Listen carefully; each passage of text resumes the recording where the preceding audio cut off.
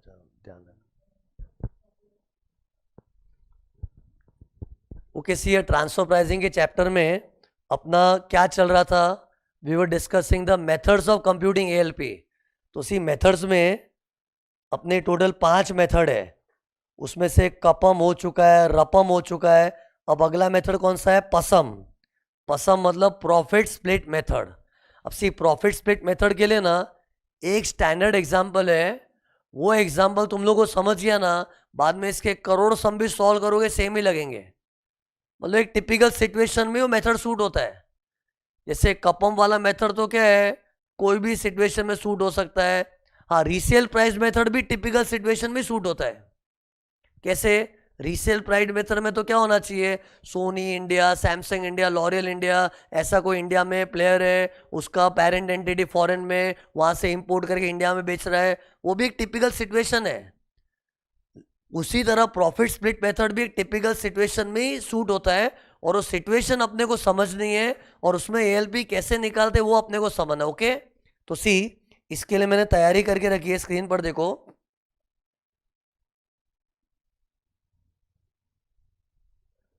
ये देखना,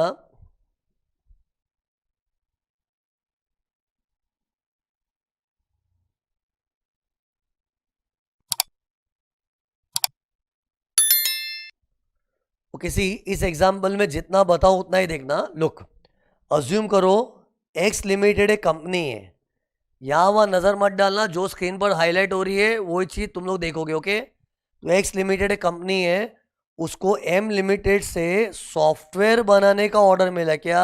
सॉफ्टवेयर। इस एक्स लिमिटेड सॉफ्टवेयर डेवलप करके देगी, और बदले में उसने $1,00,000 चार्ज किया है। $1,00,000 चार्ज किया है, और एम लिमिटेड से अपना कोई रिश्ता नाता नहीं है। एम लिमिटेड अपना एक जनरल कस्टमर है, अपना क्लाइंट है। सी मैं ड्राइंग में कभी भी ब्लू कलर में दिखा रहा हूँ ना, मतलब साफ सुथरा ट्रांजेक्शन है, कुछ उसमें झोल झपाटा नहीं है। लेकिन जो ब्लैक कलर से मैं हाईलाइट करता हूँ ना, ब्लैक मतलब काले कारनामे, ब्लैक मतलब काले कारनामे, उधर कुछ लफड़े होते। ओके, तो सी एक्स और एम के बीच में तो मैंने ब्लू कलर दिखाया ना, मतलब ये जेन्यून ट्रांजेक्शन है। X and M are not a related party, they are unrelated party. It is just M अपना कस्टमर है, उसको सॉफ्टवेयर डेवलप करके देंगे, $1,00,000 का अपने को रेवेन्यू मिलेगा। ओके, अब सुनो, ये सॉफ्टवेयर बनाने का काम एक्स लिमिटेड ने क्या सोचा, मुझसे अकेले नहीं होगा। एक्स लिमिटेड ने सोचा कि सॉफ्टवेयर में बना तो दूंगा, लेकिन उससे अकेले नहीं हो रहा था, क्योंकि बहुत डिफिकल्ट टास्क था। तो उसने क्या किया मालूम है? उसके 2 भाई लोग हैं, एक्स लिमिटेड के 2 भाई है, वाई लिमिटेड, जेड लिमिटेड, उनकी हेल्प ली, और इन लोग ने डिसाइड किया कि तीनों मिलके सॉफ्टवेयर डेवलप करेंगे। सॉफ्टवेयर डेवलप करना एम के लिए, लेकिन उसके लिए एक्स वाई जेड तीनों जॉइंटली डेवलप करने का प्लान किए थे। ये देखो क्या लिखा है मैंने, जॉइंट वेंचर। इधर वेंचर क्या है? सॉफ्टवेयर डेवलप करना। और कौन ज्वाइन हो रहा है? X Y Z. और नोटिस करना, ये देखो क्या लिखा, ए मतलब तीनों एसोसिएटेड एंटरप्राइज है। अब सुनो, जब 3 लोग ने मिलकर काम किया है, तो जो भी रेवेन्यू आएगा तीनों के बीच बांटना पड़ेगा। तो देखो इन लोगों ने बंटवारा कैसे किया है, $1,00,000 का रेवेन्यू था, उसमें 50,000 एक्स लिमिटेड ने रखा है, वाई को मिला 20, जेड को मिला 30, तो 50 प्लस 20 प्लस 30 टोटल हो गया $1,00,000। तो आई एम जस्ट सेइंग कि $1,00,000 को तीनों ने आपस में शेयर किया है। अब सी ये एग्जाम्पल तो मैंने बता दिया, अब अपने को समझना है कि इसमें क्या चीटिंग हो सकती है। सी ये पूरे चैप्टर में अपना मेंटालिटी क्या होना चाहिए मालूम है? इन लोग कुछ चीटिंग करते, पहले वो समझो, एंड फिर उसको पकड़ने के लिए गवर्नमेंट के इंतजाम को समझो। तो गैस करो इधर क्या चीटिंग हुई होगी।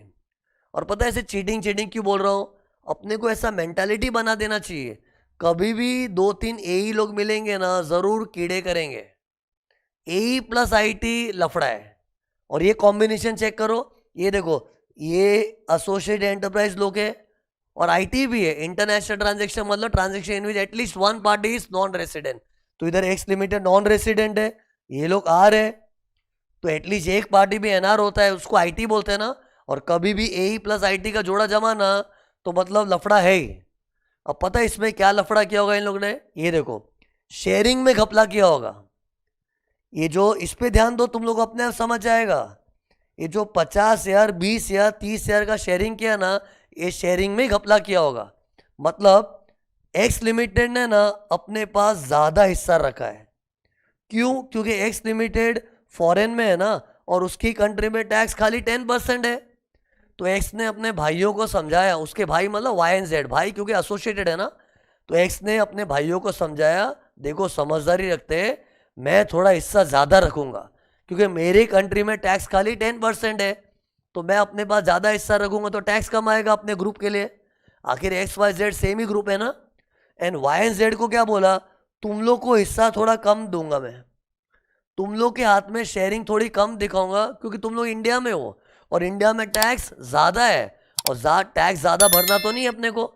तो सिंस इंडिया में 30% टैक्स है ना, तो ये लोग ने क्या किया, वाई एंड जेड के नाम पे हिस्सा थोड़ा कम रखा है। लेकिन उसमें इस चक्कर में क्या हो रहा है, इंडिया को टैक्स कम मिल रहा है, इंडिया में प्रॉफिट्स कम शो हो रहा है, इंडिया में टैक्स कम मिल रहा है, एंड फॉरेन में प्रॉफिट ज़्यादा शो हो रहा है। तो इधर भी क्या हो गया, इंडिया का profit shifting to foreign. Even this is a typical case of base erosion, profit shifting. तो ये चीज़ तो गवर्नमेंट बर्दाश्त नहीं कर सकती ना। अरे उसी के लिए तो चैप्टर बना ट्रांसफर प्राइसिंग। तो सी ये तो मैंने तुमको बता दिया, इन्होंने लफड़े क्या किए, कि लफड़ा ऐसा किया कि एक्स ने ज़्यादा शेयर रखा है, वाई और जेड ने कम रखा है। शायद ऐसा ना भी हो, लेकिन शक हो रहा है। गवर्नमेंट के माइंड में तो ए प्लस आई टी होता है ना, तो गवर्नमेंट शक करती है, और अपने भी शक करके बोल रहे हैं कि ज़रूर एक्स ने ज़्यादा रखा होगा, वाई एंड जेड ने कम रखा होगा। शायद ऐसा ना भी हो, लेकिन ये शक को माइंड में रखते हुए आगे बढ़ने का और आर्म्स लेंथ प्राइस कैलकुलेट करने का। अब पता है इसमें आर्म्स लेंथ प्राइस कैलकुलेट करना क्या पड़ेगा, we will have to find out X का, वाई का, जेड का जेन्यून शेयर क्या है।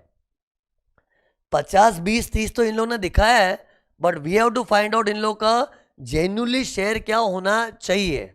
और उसमें पता है अपने को एक्स की चिंता नहीं है, एक्स का कितना होना चाहिए क्या दिखाया अपने, उससे कोई लेना देना नहीं, क्योंकि एक्स एक फॉरेन एंटिटी है, फॉरेन में कमा के फॉरेन में टैक्स बढ़ती है, उसके लिए अपना कोई लेना देना नहीं उससे। हाँ, वाई एंड जेड से तो अपना लेना देना है, ये लोग तो देसी कंपनी है, इन लोग ने अगर कंपनी ज़्यादा दिखाया तो फर्क पड़ता है, तो अपने वाई और जेड की खातिर एएलपी का मेहनत करेंगे। अब इसमें कैसे एएलपी निकालना चाहिए, मतलब how to find X Y Z का जेन्यून शेयर क्या होना चाहिए। तो सी इसके लिए कॉमन सेंस क्या बोलती है, कभी भी 2-3 लोग मिलके काम करते तो किसका कितना हिस्सा होना चाहिए, दैट डिपेंड्स अपॉन किसका कितना योगदान है, मतलब किसका कितना कंट्रीब्यूशन है, किसने कितना ज़्यादा एफर्ट डाला है, उस पर डिपेंड करता है ना किसको कितना हिस्सा मिलना चाहिए। जैसे आज मैं और मेरा फ्रेंड दोनों मिलके कुछ काम साथ में कर रहे हैं, और उससे मैंने बहुत मेहनत की, उससे थोड़ा बहुत काम ही किया है, तो मुझे हिस्सा ज़्यादा मिलना चाहिए ना। अरे ये तो व्यवहारिक है, जो जितना योगदान करेगा, जो जितना कंट्रीब्यूट करेगा, उसको वो हिसाब से उसका हिस्सा मिलना चाहिए। तो ये तो रूल ही होता है ना लाइफ का। तो अब अपने को पता है क्या करना पड़ेगा, now we will have to find out कि सॉफ्टवेयर डेवलपमेंट के काम में एक्स का कितना योगदान था, वाई का कितना था, जेड का कितना था, तीनों का कंट्रीब्यूशन मेजर करना पड़ेगा, उससे मालूम पड़ेगा किसका कितना जेन्युइनली शेयर होना चाहिए। तो उसके लिए हम लोग पता है क्या करेंगे, we will try to understand software development का काम कैसे होता है। तो ये तुम लोग को भी पता है, सॉफ्टवेयर डेवलपमेंट में यूजुअली इंजीनियर्स का रोल होता है, ये आईटी सेक्टर वाला काम है ना। तो अपने देखेंगे किसने कितने इंजीनियर्स एम्प्लॉय किए थे काम पे। तो पता चला, ये देखो स्क्रीन पर मैं लिख रहा हूँ, पता चला एक्स लिमिटेड की तरफ से 2 इंजीनियर आए थे, एंड वाई की तरफ से 4 इंजीनियर, जेड की तरफ से 4 इंजीनियर, इस तरह से 10 इंजीनियर लोग ने मिलकर सॉफ्टवेयर डेवलप किया था। अब इसमें एक्स की तरफ से तो 2 इंजीनियर थे, वाई एंड जेड की तरफ से 4 इंजीनियर। तो यही देख के मालूम पड़ता है कि भाई एक्स का कंट्रीब्यूशन कम था, वाई एंड जेड की तरफ से ज़्यादा एफर्ट आया था। तो इससे आइडिया आता है ना कि किसको ज़्यादा मिलना चाहिए, किसको कम मिलना चाहिए। तो ये तो एविडेंट है, अब तो देख के मालूम पड़ता है कि एक्स को कम मिलना चाहिए, वाई एंड जेड को ज़्यादा मिलना चाहिए। तो इन शॉर्ट ये रेशियो हो गया 2:4:4। और एक बात बताओ, मैंने जो इंजीनियर की बात की है ना, ये तो तुम लोग को फीलिंग देने के लिए ऐसा बोला है, एग्जाम में रेशियो दिया होगा, पक्की बात है। इसमें तुम लोग कंफ्यूजन में, सर नहीं दिया होगा तो देंगे, देना ही पड़ेगा यार। क्योंकि ये सॉफ्टवेयर डेवलपमेंट का काम है, एग्जाम में कुछ और चीज आएगी। अब हर टाइप के काम में किसका कितना कंट्रीब्यूशन है, कैसे मेजर करना है, वो स्टूडेंट को थोड़ी डीपली एक्सपेक्ट करते तू जान। क्वेश्चन में सब डेटा प्रोवाइडेड होगा, इन लोग बता देंगे 2:4:4, लेकिन मैं ऐसे बोल के आगे चलाऊं ना तो तुम लोगों को फंडा नहीं समझेगा। तो तुमको समझाने के लिए फीलिंग दी मैंने, देखो बच्चों सॉफ्टवेयर डेवलप हो रहा है, उसमें इंजीनियर का रोल होता है, तो एक्स ने 2 इंजीनियर काम पे लगाए, वाई एंड जेड ने 4 इंजीनियर लगाए, तो इससे मालूम पड़ता है किसका कितना योगदान है। वो फीलिंग देने के लिए बताया, बट ट्रस्ट मी एग्जाम में 2:4:4 वाला रेशियो दिया होगा। ओके, अब है ना, इसकी मदद से अपने को फाइंड आउट करना है कि एक्स का शेयर क्या होना चाहिए, वाई का क्या होना चाहिए और जेड का क्या होना चाहिए। ओके, ये अपने को फाइंड आउट करना है। तो सी, ये अगर मैं तुम लोग को ट्राई करने को बोलूँ ना, तो तुम लोग यूजुअली एक सिली मिस्टेक क्या करोगे मालूम है? तुम लोग बोलोगे ठीक है सर 2:4:4 है ना, तो अपने एक काम करते, $1,00,000 का जो रेवेन्यू आया था ना, उसको 2:4:4 की रेशियो में बांट देते।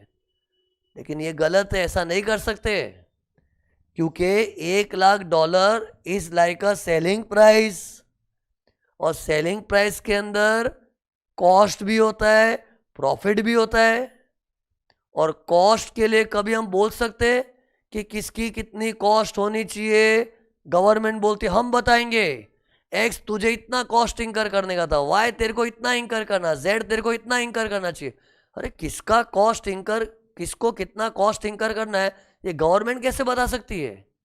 हाँ, सेलिंग प्राइस के अंदर जो प्रॉफिट एलिमेंट है ना, उसके लिए गवर्नमेंट कॉन्फिडेंटली बोल सकती है ये तूने ज्यादा मेहनत किया ना, तेरे को प्रॉफिट ज्यादा मिलेगा, तूने कम किया तो कम मिलेगा। प्रॉफिट के लिए बोल सकते हैं, लेकिन कॉस्ट के लिए कैसे बोल सकते हैं? अरे मैं ये बोल रहा हूं कि जो $1,00,000 की सेलिंग प्राइस है, इसको अगर मैं 2:4:4 में डिवाइड कर दूं, तो उसमें मैं क्या कर रहा हूं, सेलिंग प्राइस के अंदर जो कॉस्ट है ना, वो भी रेशियो में डिवाइड हो रहा है। That is not right, because cost सबका जो है वो है, it is the respective cost of XYZ which has to be respected because cost is trustworthy। Profit में घपले करते हैं ना, तो अपने क्या करेंगे, प्रॉफिट के लिए बोलेंगे कि प्रॉफिट 2:4:4 में होना चाहिए, बट कॉस्ट 2:4:4 होना चाहिए। ये गलत हो जाता है। सी, और बच्चों को ये भी समझना चाहिए, सेलिंग प्राइस में कॉस्ट प्लस प्रॉफिट होता है। कॉस्ट एक ट्रस्टवर्दी डेटा होता है। कॉस्ट हम इंकर करते तो उसमें जिसको हम कॉस्ट का पैसा देते वो अनरिलेटेड पार्टी है। अब अनरिलेटेड पार्टी की तरफ जो कॉस्ट इंकर हुआ है, तो कॉस्ट तो सच्चा ही है, घपला सारा प्रॉफिट में है। इसलिए ये जो $1,00,000 की सेलिंग प्राइस है, इसको तुम लोग 2:4:4 में डिवाइड कर दोगे ना, तो उस चक्कर में क्या होगा, प्रॉफिट और कॉस्ट भी रेशियो में डिवाइड हो गया, जो गलत है। इससे तुम लोग ये लाइंस में मत सोचना कि $1,00,000 को डिवाइड कर दो। करना क्या चाहिए मैं बता दूं, ये देखो सी, इसके लिए मैंने कैलकुलेशन करके रेडी रखा है। ये कैलकुलेशन मैं तुमको बताऊंगा, तुमको अपने आप समझ जाएगा क्या करना है। सी, इसका बेस्ट टेक्निक क्या मालूम है, मेथड का नाम क्या है, वही अपना काम होना चाहिए। मेथड का नाम क्या है, प्रॉफिट स्प्लिट मेथड। तो अपने को वही करना है, प्रॉफिट स्प्लिट मेथड ना। तो first find the profit and then split the profit. तो पहले प्रॉफिट फाइंड करते। तो ये देखो स्क्रीन पर देखो, मैंने प्रॉफिट फाइंड करके रखा है। ये सॉफ्टवेयर बनाने के लिए $1,00,000 का रेवेन्यू मिला था, ये तो अपनी सेलिंग प्राइस हो गई। अब उसमें से कॉस्ट माइनस करूंगा, और ये 80,000 की कॉस्ट है ना, क्वेश्चन में देंगे, ट्रस्ट मी, सम में दिया होगा, इनफैक्ट सम में सब कुछ दिया होगा। अपने को खाली प्रोसेस फॉलो करना है ALP निकालने का। ओके, तो क्वेश्चन में $1,00,000 का सेलिंग प्राइस दिया है, कॉस्ट भी दिया है, और ये पता है ये XYZ की कॉस्ट नहीं है, टोटल सॉफ्टवेयर डेवलप करने के लिए टोटल $1,00,000 मिला है, एंड सॉफ्टवेयर डेवलप करने की टोटल कॉस्ट 80,000 है। टोटल मतलब XYZ तीनों की मिला के, तो इनको टोटल प्रॉफिट कितना हुआ है, 20,000। अब ये प्रॉफिट आ गया, अब इसको स्प्लिट करो, और स्प्लिट कैसे करना है, 20-40-40। मैंने कहा ना, एक्स की तरफ से 2 इंजीनियर थे, वाई की तरफ से 4 इंजीनियर, जेड की तरफ से 4 इंजीनियर, तो 2:4:4। और ये भी मैंने बोला रेशियो क्वेश्चन में दिया होगा, ट्रस्ट मी, तो बस वो रेशियो के हिसाब से करो। तो सी, 20 शेयर का प्रॉफिट है, ये देखो 20 शेयर का प्रॉफिट है, तो 20-40-40 की रेशियो में क्या होगा, इसका 4, इसका 8, इसका 8। मतलब ये वाजिब तरीका है प्रॉफिट बांटने का, रीजनेबल मेथड है, एंड बराबर है ना। वाई की तरफ से मेहनत कम थी, 2 इंजीनियर आए, सॉरी एक्स की तरफ से 2 इंजीनियर थे, तो उसको प्रॉफिट कम मिलना चाहिए 4000। एंड बेचारे वाई एंड जेड तो कितनी मेहनत की है, 4 इंजीनियर को काम पे लगा दिया, तो उनका एफर्ट ज़्यादा, तो प्रॉफिट ज़्यादा मिलना चाहिए। तो ये देखो उनको 8,000 मिल रहा है और एक्स को कम मिल रहा है क्योंकि उसका योगदान भी कम था। तो हमने प्रॉफिट स्प्लिट कर दिया ना। अब प्रॉफिट में कॉस्ट ऐड करना पड़ेगा।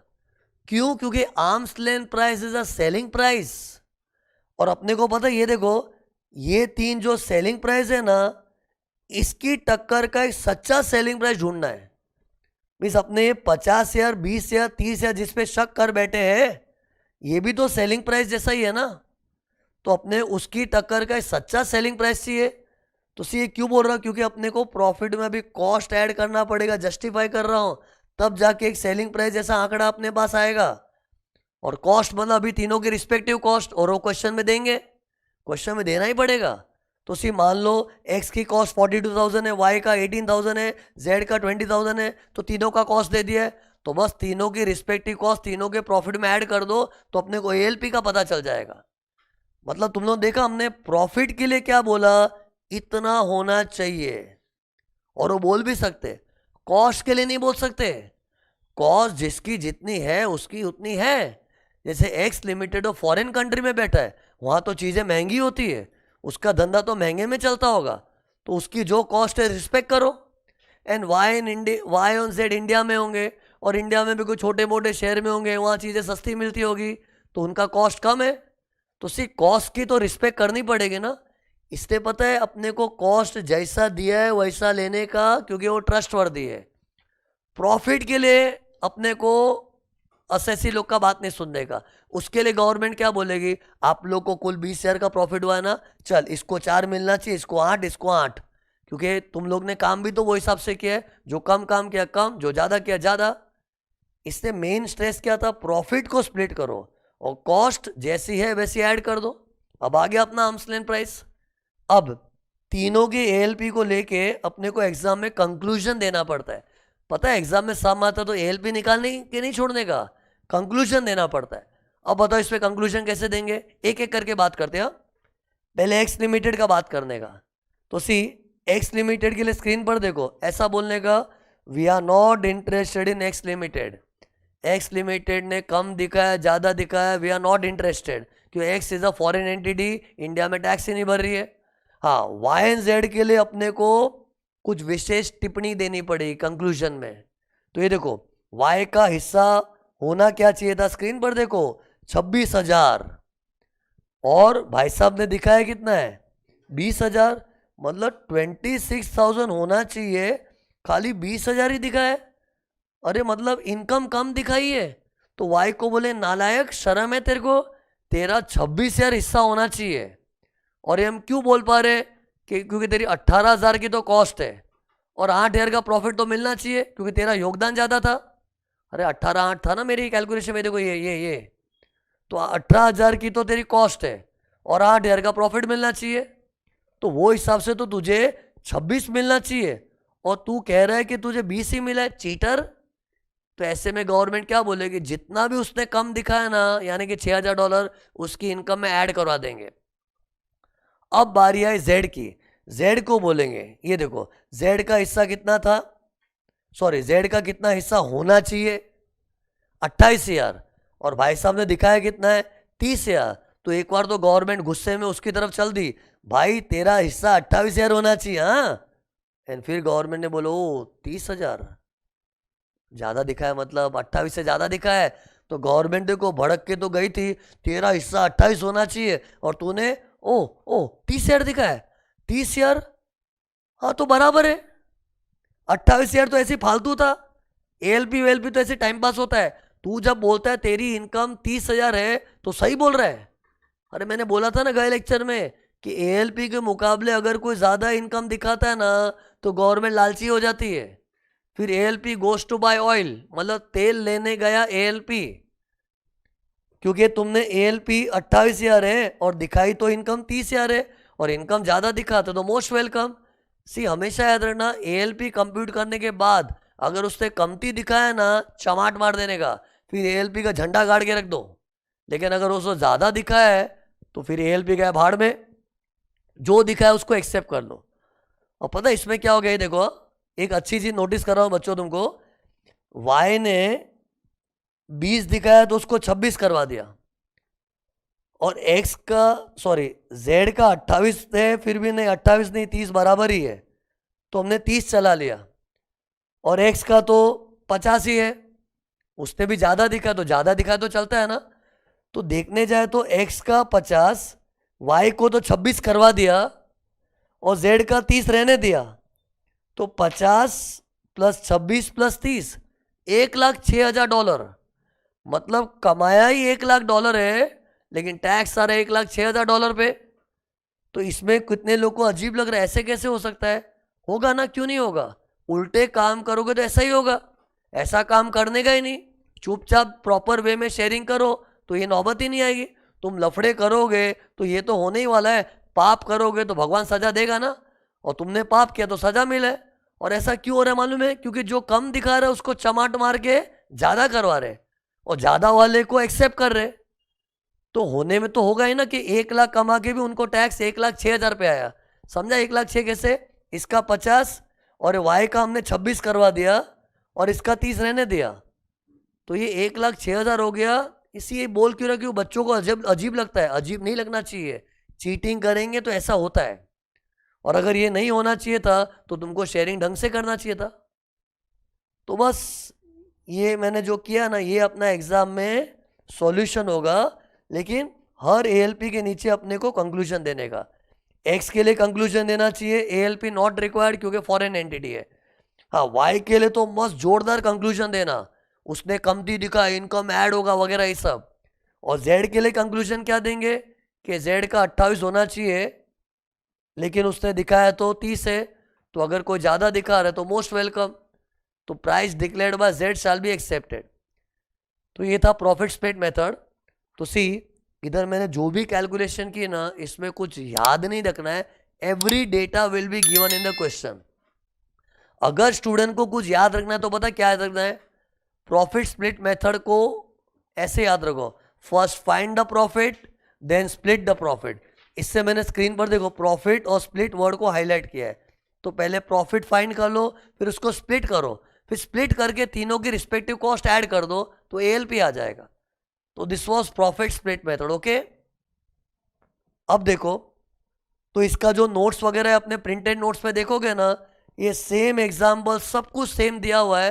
तो बस इसके करोड़ सम सॉल्व कर लो ना, सेम ही स्टाइल में आएगा, एक ही स्टैंडर्ड टाइप का प्रेजेंटेशन उसका, पहले प्रॉफिट कैलकुलेशन करने का, स्प्लिट करने का, कॉस्ट ऐड करने का। खाली मेरा जो सॉफ्टवेयर डेवलपमेंट का एग्जाम्पल था कुछ और आ सकता है, लेकिन ये स्टैंडर्ड चीज़ है। अब सुनो, इसमें ना कुछ चीज़ों का डाउट आता है, वो मुझे क्लैरिफाई करना पड़े, नहीं तो घूमते रहेगा वो। सी एक तो मैंने तुम्हारी सिली मिस्टेक जो होती मैंने जस्टिफाई कर दिया ना, डायरेक्ट $1,00,000 को 2:4:4 में नहीं डिवाइड करने का, क्योंकि $1,00,000 की सेलिंग प्राइस में कॉस्ट भी तो है, कॉस्ट थोड़ी रेशियो में बटेगा, कॉस्ट तो जो है वो ही रहेगा। एक तो ये बात थी। दूसरी बात, स्टूडेंट इस पर आर्ग्यू कर सकता है, सर ये जो नंबर ऑफ इंजीनियर्स को बेस लिया है, मतलब ये इज इट प्रॉपर? तो सी ये शायद रॉन्ग भी हो सकता है। कैसे मालूम है? अगर ये साबित हो जाए कि X की तरफ से जो 2 इंजीनियर थे ना, वो बहुत ही महारथी लोग थे, 30 मार खान एकदम ही फाड़ू इंजीनियर थे, मतलब 2 इंजीनियर भी 10 के बराबर थे। लेकिन Y एंड Z के जो 4 इंजीनियर है ना, ये थोड़े लल्लू टाइप है, मतलब ऐसे ही फ्रेशर है, मतलब टाइम पास, मतलब उतना ज़्यादा स्किल नहीं है। तो 4 इंजीनियर है लेकिन क्वांटिटी में 4 है, लेकिन दमदार नहीं है ना। माने इन शॉर्ट इंजीनियर के IQ लेवल का भी तो फर्क पड़ता है ना। तो ठीक है, ऐसे केस में क्या करना चाहिए, सब इंजीनियर का पगार देखो, क्योंकि किसी का IQ ज़्यादा है तो पगार भी ज़्यादा मिलता होगा ना। तो अपने को उनकी सैलरी को माइंड में रखते हुए रेशियो बनाना पड़ेगा। जैसे फिर इन 2 इंजीनियर की सैलरी क्या है, इन 4 इंजीनियर की सैलरी क्या है, उसके हिसाब से रेशियो बनेगा। लेकिन सी ये सब तुम लोग मत सोचो ना, एग्जाम में रेशियो दिया रहेगा। एक और चीज, मैंने जो नंबर ऑफ इंजीनियर्स का रेशियो लिया था ना, उसके लिए पता है एक्ट में क्या लिखा है? एक्ट में ऐसा लिखा है, ratio can be of man power employed, assets employed, functions performed, risk undertaken, etcetera etcetera, depending upon the type of the work. अरे एक्ट में तो ऐसा ही देना पड़ेगा ना कि रेशियो के लिए, सुनो क्या क्या बोला था, man power employed, assets employed, functions perform, risk undertaken, बोलूंगा सबके ऊपर कुछ ना कुछ बोलूंगा, बट एक्ट में ऐसा लिखा कि ये रेशियो का बेस होता है। जैसे मैंने नंबर ऑफ इंजीनियर लिखा है, मतलब मैन पावर एम्प्लॉयड देखा था, लेकिन कानून क्या बोलता है, हमेशा मैन पावर एम्प्लॉयड नहीं, कभी कभी कोई प्रोजेक्ट एसेट सेंसिटिव होता है। जैसे ये तो इंजीनियर में इंसान, सॉरी, ये तो सॉफ्टवेयर डेवलपमेंट में इंजीनियर लोग का रोल था ना, लेकिन कभी कभी कोई कोई प्रोजेक्ट में ना एसेट्स का इंपॉर्टेंस होता है, तो अपने को फिर रेशियो कैसे बनाने का, ये देखने का, एक्स की तरफ से कितनी मशीन्स दांव पे लगी थी, वाई की तरफ से कितनी मशीन्स दांव पे लगी थी, जेड ने कितनी मशीन्स को यूज़ किया था, मतलब जिसने ज़्यादा महंगी महंगी मशीन यूज़ की थी, जिसकी तरफ से एसेट ज़्यादा एम्प्लॉय हुए थे, उसको हिस्सा ज़्यादा मिलना चाहिए। लेकिन वो कब, जब कोई प्रोजेक्ट एसेट सेंसिटिव होता है। तो मेरा प्रोजेक्ट सॉफ्टवेयर बनाने का इंजीनियर सेंसिटिव था, इसने मैन पावर एम्प्लॉयड लिया, लेकिन कभी कभी एसेट्स एम्प्लॉयड भी होता है। अरे कानून में लिखा है कि it all depends upon the type of the work taken up in joint venture. फिर कभी कभी फंक्शंस परफॉर्म्ड होता है, मीन्स कोई कोई प्रोजेक्ट में क्या होता है, उनमें बहुत ज़्यादा एक्टिविटीज़ इन्वॉल्व होती है, तो जो ज़्यादा एक्टिविटीज़ करेगा उसको हिस्सा ज़्यादा मिलना चाहिए, कोई कम एक्टिविटीज़ करेगा तो इसको हिस्सा कम मिलना चाहिए। तो मतलब वो कब, जब किसी प्रोजेक्ट में नंबर ऑफ एक्टिविटीज़ बहुत होती है, तो जो ज़्यादा एक्टिविटी किया उसको ज़्यादा हिस्सा मिलना चाहिए।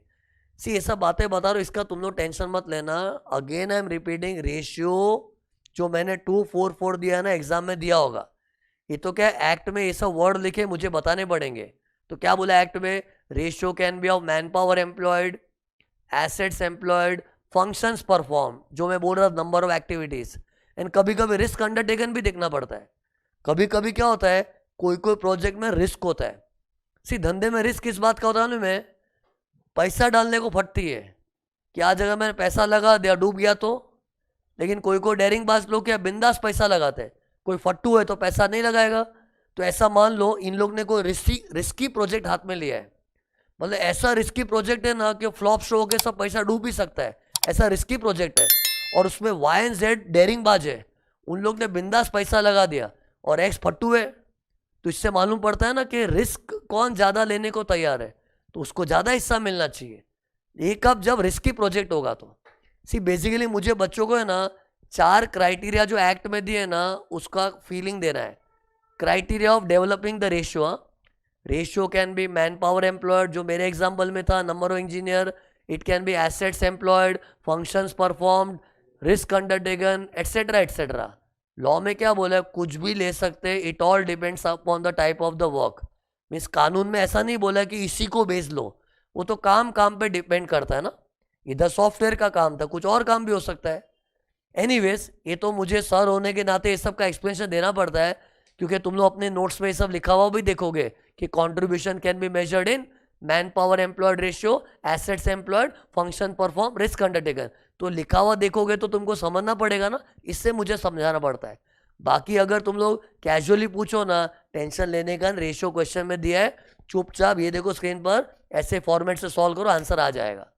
तो ये था अपना प्रॉफिट स्प्लिट मेथड। ओके, अब देखो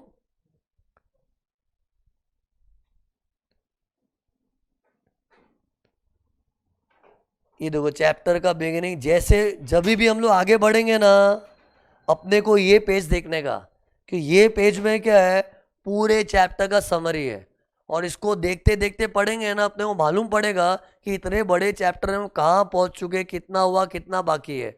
इससे समरी देख देख के बढ़ने का आगे। ओके, तो सी अपना चैप्टर कहाँ पहुँचा, ये देखो अपने मेथड्स पढ़ रहे हैं, मेथड्स, उसमें कंपेरेबल अनकंट्रोल प्राइस मेथड हो गया, रीसेल प्राइस मेथड हो गया, प्रॉफिट स्प्लिट मेथड हो गया। अब अगला मेथड है कॉस्ट प्लस मेथड। अब देखो कॉस्ट प्लस मेथड क्या होता है, उसके लिए भी मैंने एग्जाम्पल ड्राइंग वगैरह सब बना के रखी है, तुम लोग खाली देखते जाओ। सिंपल है, कॉमन सेंस वाला है पूरा। ये देखो लास्ट ये था ना अपना प्रॉफिट स्प्लिट मेथड, अब अपना नेक्स्ट है कॉस्ट प्लस मेथड। अब ये देखना, कॉस्ट प्लस मेथड में घुसने के पहले लेट मी रिमाइंड यू अपना फर्स्ट मेथड। अपना फर्स्ट मेथड कौन सा था, कंपेरेबल अनकंट्रोल प्राइस मेथड, तो उसको एक बार रिकैप करेंगे तो ही मैं आगे बढ़ पाऊंगा। तो ये देखो, मैंने फर्स्ट मेथड में क्या किया था, स्क्रीन पर जितना दिखा वही देखने का, हाईलाइट करके, एक्स्ट्रा मत देखो, कंफ्यूजन होगा। ये देखो, अपने फर्स्ट मेथड में हमने एक्स लिमिटेड वाई लिमिटेड के एग्जाम्पल में क्या बोला था, एक्स तो $4,000 में बेच रहा है, लेकिन एक्स के प्राइस पे अपने को ट्रस्ट नहीं था ना, तो हमने क्या किया, एक्स को पूछा कि भाई तू आउटसाइडर्स को कितने में बेचता है। आउटसाइडर्स मतलब अनरिलेटेड पार्टीज, तो वो अनरिलेटेड पार्टीज के प्राइस को हमने बेच लिया था। याद करो, कंपेरेबल अनकंट्रोल प्राइस मेथड में क्या किया था, वो $6,000 को बेच लिया था ना, फिर उसमें हमने plus minus plus minus plus minus किया था, क्या, डिस्काउंट, वारंटी वगैरह वगैरह, ऐसे करके अपना एएलपी आया था। याद आया? मतलब हम लोग क्या करते, जो अनरिलेटेड पार्टीज को हमने प्राइस चार्ज किया था ना 6,000, उसी में प्लस माइनस करके करते हैं ना।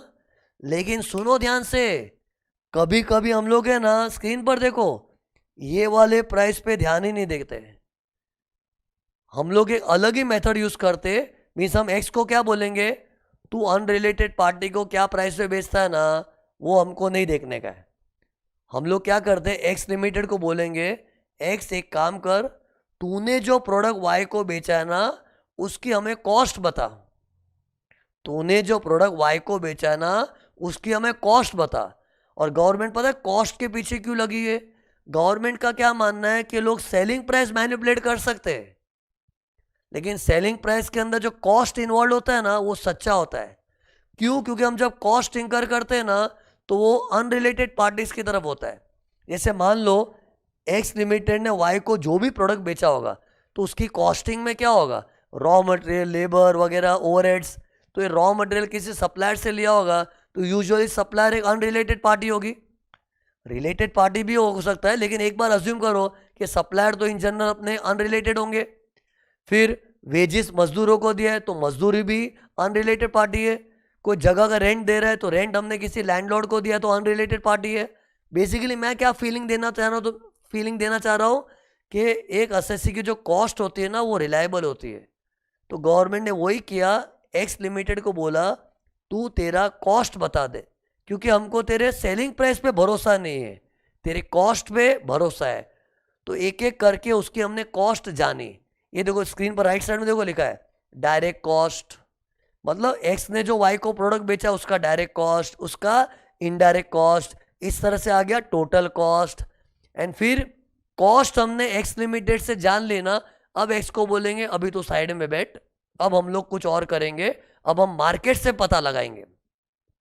तू तो पापी है, तू तो चीटर है, तेरे से हमको कॉस्ट जाननी थी, जान ले, क्योंकि तेरा कॉस्ट ट्रस्ट वर्दी है, कि कॉस्ट में तूने जिनको भी पैसे दिए होंगे वो कोई अनरिलेटेड पार्टी है ना, तेरा कॉस्ट हमने सुन लिया ना, अब तो साइड में बैठ।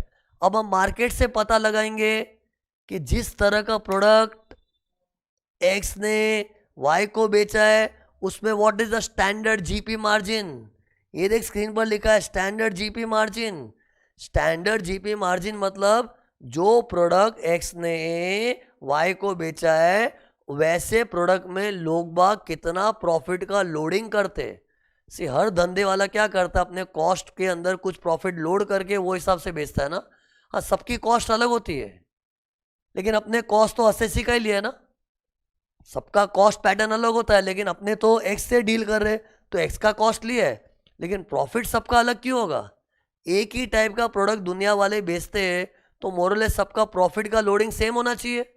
जैसे आज ये प्रोडक्ट मैं बेच रहा हूँ, तो ये प्रोडक्ट दुनिया में सब लोग बेच रहे हैं, और सब लोग एक ही टाइप का प्रोडक्ट बेचते हैं, तो सबका जो प्रॉफिट का जो परसेंटेज होता है ना, वो मोरलेस सेम रहता है। What I am trying to say is, in a competitive market, in a product which everyone is selling, which I am also selling, तो उसमें जो प्रॉफिट का परसेंटेज है वो काफ़ी स्टैंडर्डाइज होता है। जैसे मान लो एक्स लिमिटेड ने वाई लिमिटेड को है ना कुछ केमिकल्स बेचे थे, उसका केमिकल का धंधा है, तो अपने क्या देखेंगे, जिस तरह का केमिकल एक्स ने वाई को बेचा है, वैसा केमिकल बेचने वाले जो दूसरे इंडस्ट्री प्लेयर्स है, वो लोग कॉस्ट में कितना प्रॉफिट का लोडिंग करते हैं, वो फाइंड आउट करना पड़ेगा, और वो सेम होता ही है। सीधी बात है ना। आज बताओ, मेरे कॉम्पिटिटर्स लोग 10% लोडिंग करके बेचते हैं, और मैं 10 के बोले 50% करूँ, 30% करूँ, तो मैं मार्केट से आउट हो जाऊंगा। आज अगर मार्केट में रहना है तो अपने एक स्टैंडर्ड प्रॉफिट का लोडिंग करना चाहिए, क्योंकि इसमें हम लोग ज़्यादा मस्ती करेंगे ना, कस्टमर अपने पास नहीं आएगा, कॉम्पिटिटर के पास जाएगा। तो see what I am trying to say is cost सबका अलग होता है। किसी के लिए कॉस्ट सस्ता हो जाता है, किसी का कॉस्ट महंगा होता है, लेकिन एक इंडस्ट्री में एक ही टाइप का प्रोडक्ट जब लोग बेचते हैं तो मोरलेस सबका प्रॉफिट का लोडिंग स्टैंडर्डाइज रहता है। आई एम नॉट से एकदम सेम होगा, कोई अपने प्रोडक्ट में 10% लोडिंग करता है, कोई 12%, 11%, 8%, बट नियर अबाउट सेम ही रहता है। और वो स्टैंडर्ड जीपी मार्जिन क्वेश्चन में दिया होगा। ये देखो मैंने इधर लिखा है ना, स्टैंडर्ड जीपी परसेंटेज, मतलब जो टाइप का केमिकल एक्स लिमिटेड वाई को बेच रहा है, केमिकल का धंधा सोचो, केमिकल का धंधा है अज्यूम करो, तो वैसे केमिकल बेचने वाले दूसरे लोग कितना लोडिंग करते वो क्वेश्चन में दिया होगा। लोडिंग मतलब प्रॉफिट मार्जिन, तो वो ऐड कर दो। फिर ये देखो ये जो क्रॉस क्रॉस क्रॉस लिखा ना, ये सब में दिया होगा। फिर अपना ALP आ जाएगा 5,600। अब 5,600 से मालूम पड़ा कि ये सच्चा प्राइस है। अब हम लोग है ना कॉन्फिडेंटली एक्स से झगड़ सकते हैं। एक्स को बोलेंगे बेशरम, हमने तेरी ही कॉस्ट को लिया है, तेरे प्रोडक्ट की तेरी ही कॉस्ट को पकड़ा है, सब कुछ तेरे से ही हमने लिया है, खाली प्रॉफिट मार्जिन हमने मार्केट से लिया है। और मार्केट झूठा नहीं, तू झूठा होगा, मार्केट झूठा नहीं है। और मार्केट से 10%, 15% का जीपी मार्जिन मिला वो लिया है।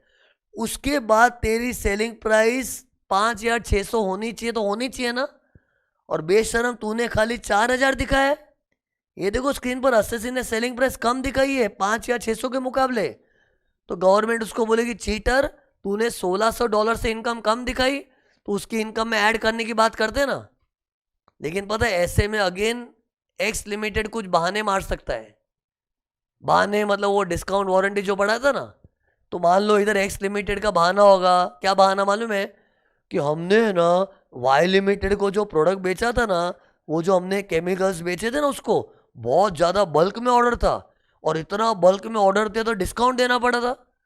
और मार्केट से आप जो जीपी परसेंटेज उठा के लाए हो, अरे एसएससी गवर्नमेंट को बोलेगा जो मार्केट में 10%, 15% जीपी मार्जिन चलता है वो बराबर है, लेकिन मार्केट में डिस्काउंट देने का पॉलिसी नहीं है।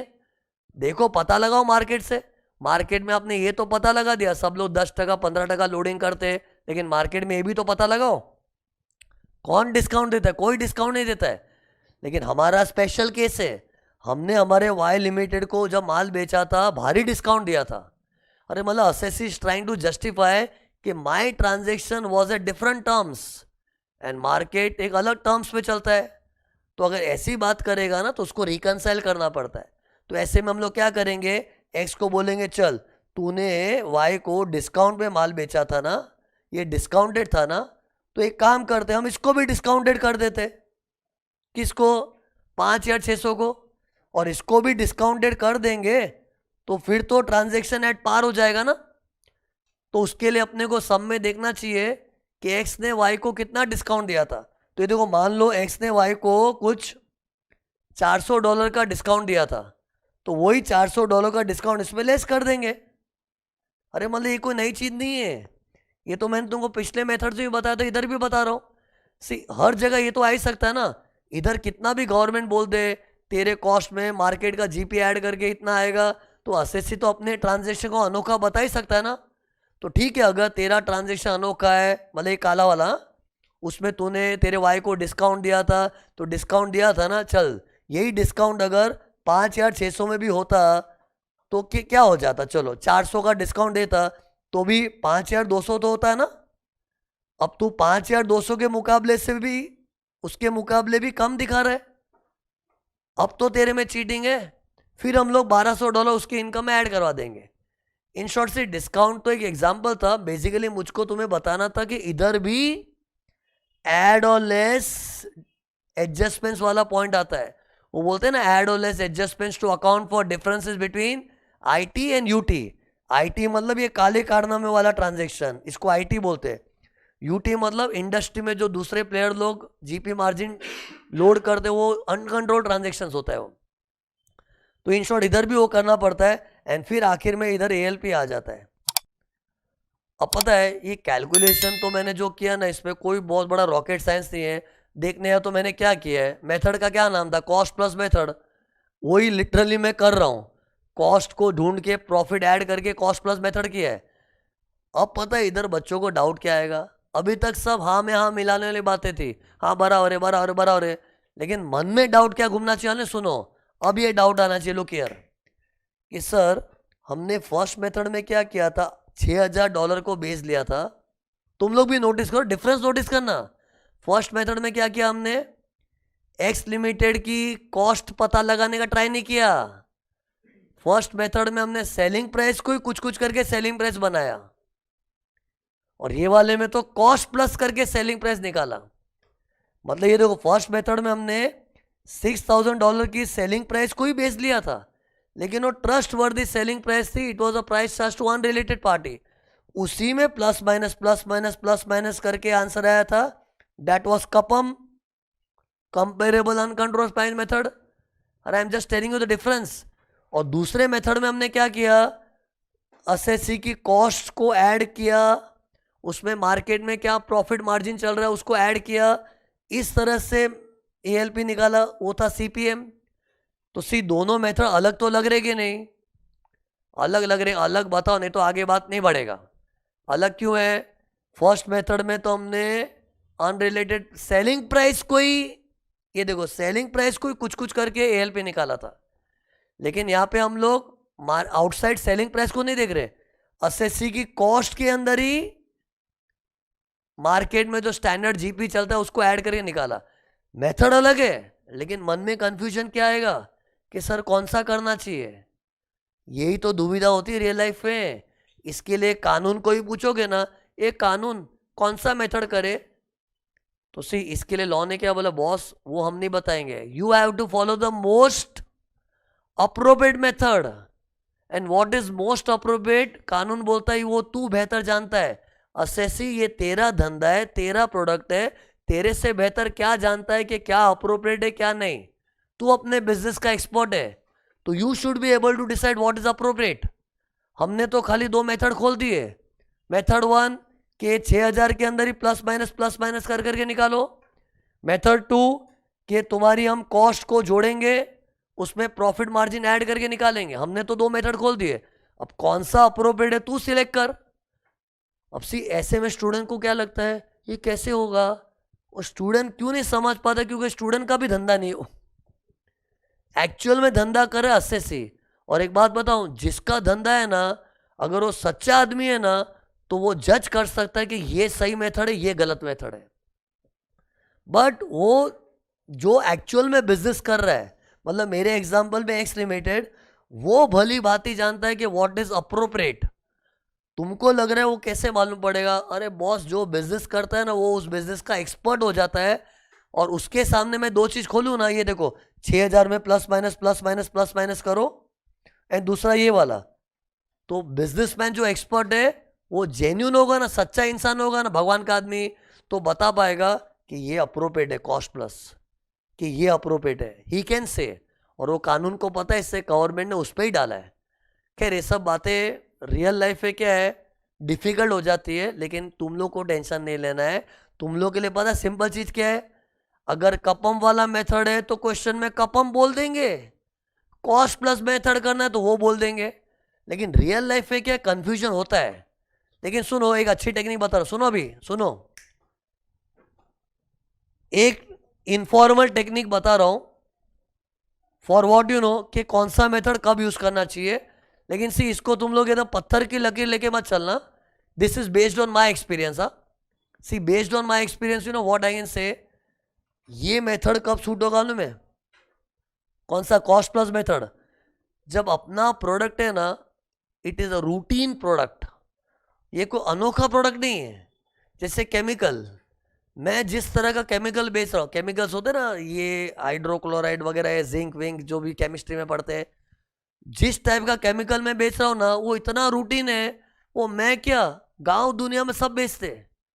तो जब एक रूटीन टाइप का प्रोडक्ट होता है ना, routine, not a unique product, routine product, तो उसमें कॉस्ट प्लस मेथड ज्यादा अप्रोप्रिएट है।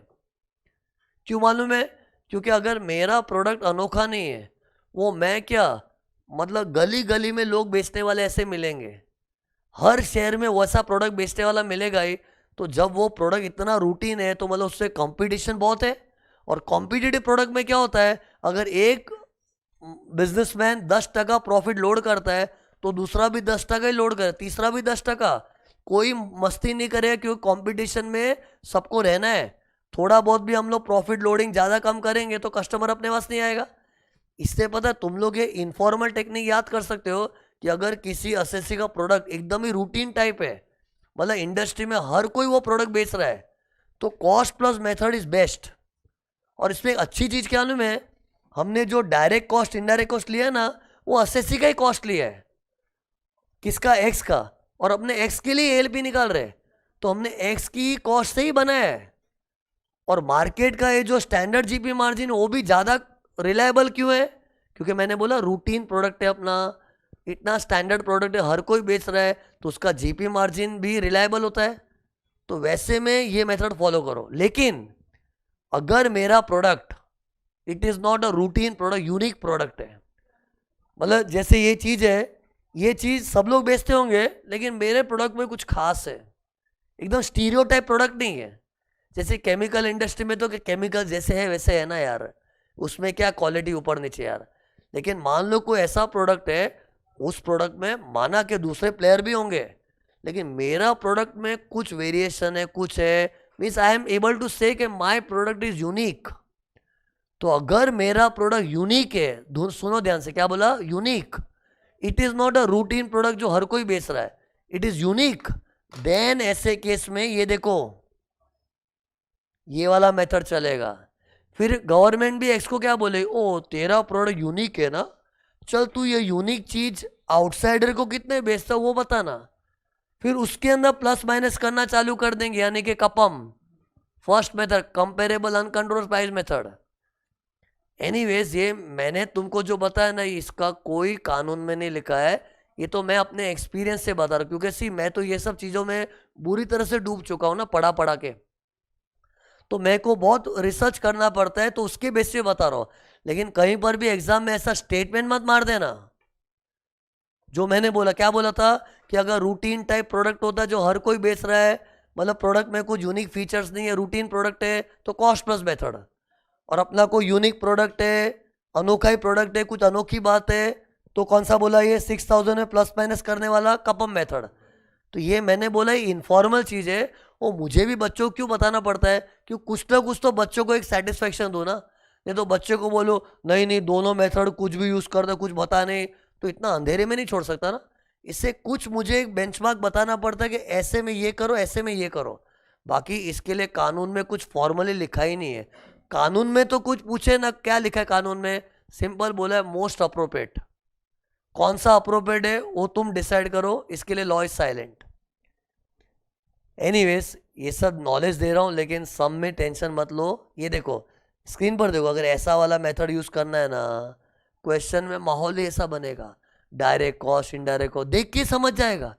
या तो इन लोग कई बार मेथड का नाम ही दे देते, या फिर माहौल देख के समझ जाएगा। एंड फिर ऐसा वाला होगा ना, देखो ये 6000 में प्लस माइनस करने वाला, वो भी माहौल देख के समझ जाएगा। और तुम लोग कब से देख रहे हो मैं लड़ाई किसके बीच में कर रहा हूँ? CUPM और CPM। क्योंकि और कौन सा मेथड तो बताओ चलो? रीसेल प्राइस मेथड, उसमें कभी कंफ्यूजन ही नहीं है।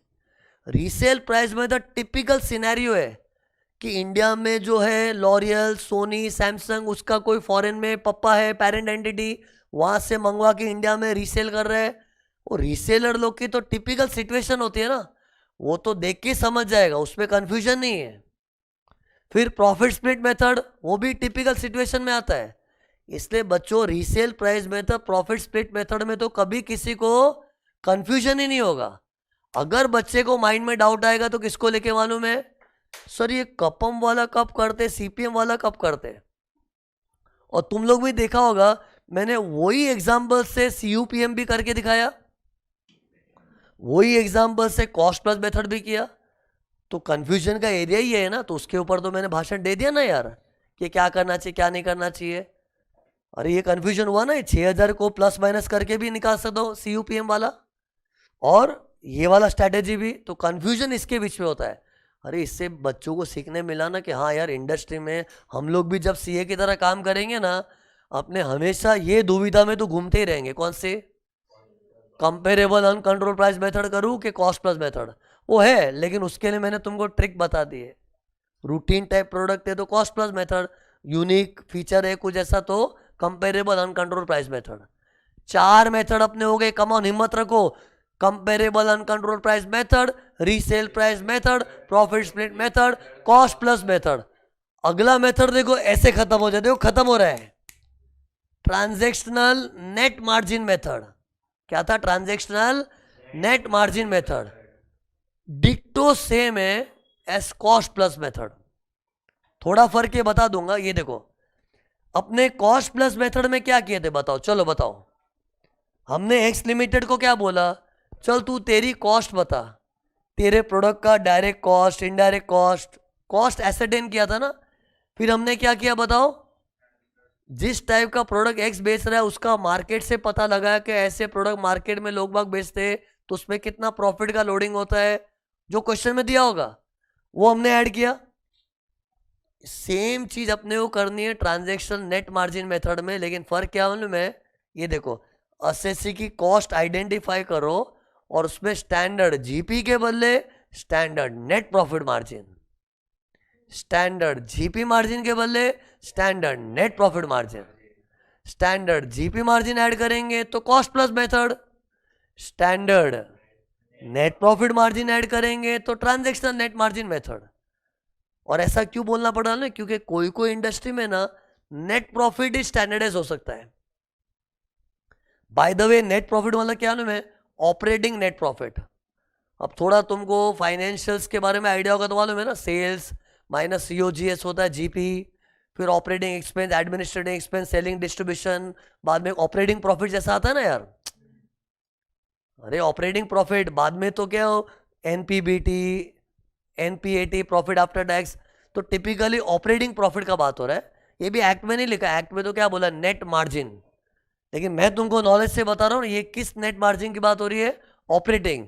और पता है कोई कोई धंधे में सुनो, ऑपरेटिंग नेट प्रॉफिट ही स्टैंडर्डाइज हो सकता है, स्पेशली सर्विस सेक्टर में। किसी सर्विस सेक्टर में जीपी तो नहीं होता है। मैं सर्विस इंडस्ट्री वाला, हाँ बोल, टीचिंग सर्विस।